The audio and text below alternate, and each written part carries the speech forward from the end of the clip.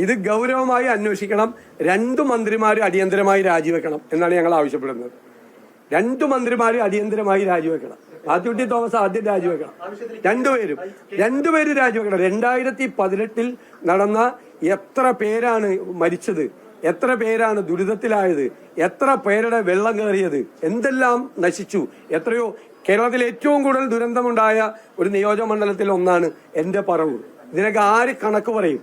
അതിൽ മറ്റൊരു മന്ത്രിക്ക് ഉത്തരവാദിത്വം ഉണ്ടെന്ന് വേറെ മന്ത്രി പറയാണ്. ഈ കാച്ച്മെന്റ് ഏരിയയിൽ മഴ പെയ്യുന്നത് കൂടി കണക്കാക്കി ആ പ്രഡിക്ഷൻ കൂടി കണക്കാക്കിയാണ് ഡാം മാനേജ്മെന്റ്. ഈ ഡാം മാനേജ്മെന്റ് പലരെയും സഹായിക്കുന്നതിന് വേണ്ടി അത് അട്ടിമറിച്ചു എന്നുള്ള ഗുരുതരമായ ആരോപണം ഈ മന്ത്രിസഭയിലെ ഒരു മന്ത്രി അന്നത്തെ മന്ത്രിക്കെതിരായിട്ട് ഉന്നയിച്ചിരിക്കുകയാണ്. ഒരു മന്ത്രിയാണ് ആരോപണം ഉന്നയിക്കുന്നത്. നിങ്ങള് CPM-ന്റെ മാധ്യമങ്ങളിൽ നിന്ന് വന്നിട്ട് ഈ പിണറായി വിജയന്റെ മന്ത്രിസഭയിൽ മന്ത്രിയായിരിക്കുന്ന കൃഷ്ണൻകുട്ടിയെ നിങ്ങൾ തള്ളിപ്പറയാണ്. ഞാൻ കൃഷ്ണൻകുട്ടി പറഞ്ഞ കാര്യമാണ് പറയുന്നത്. ഞങ്ങൾ പറഞ്ഞ അതേ കാര്യമാണ് കൃഷ്ണൻകുട്ടി പറയുന്നത്. കൃഷ്ണൻകുട്ടി പറഞ്ഞാണുള്ളത്. ഈ കാര്യം കൃഷ്ണൻകുട്ടി പറഞ്ഞതല്ല എന്ന് തെളിയിക്കട്ടെ.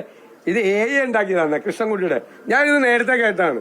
പക്ഷെ ഇത് എന്നെ കേൾപ്പിച്ച ആളെ എനിക്ക് തന്നില്ല ശബ്ദരേഖ. എന്റെ കയ്യിൽ തെളിവില്ലാത്തതുകൊണ്ട് ഞാൻ ആരോപണം ഉന്നയിച്ചില്ല എന്ന് മാത്രമേ ഉള്ളൂ. മാത്യു കൊള്ളാടിന്റെ ആ ശബ്ദരേഖ കിട്ടിയതുകൊണ്ട് ഞാൻ കേട്ടതാണ് ഈ ശബ്ദരേഖ. ഞാൻ വെല്ലുവിളിക്കുന്നത്. അതുകൊണ്ടാണ് ഞാൻ പറഞ്ഞത് നുണ പറഞ്ഞ കൃഷ്ണൻകുട്ടിയും ആരോപണ വിധേയനായ മാത്യു തോമസും അത് പറയണം. മാത്യു തോമസ് ഇപ്പൊ മന്ത്രിയല്ല, പക്ഷെ അദ്ദേഹം ഉത്തരവാദിയാണെന്ന് അദ്ദേഹത്തിന്റെ പാർട്ടിപ്പെട്ട എന്ത് LDF ആണ്.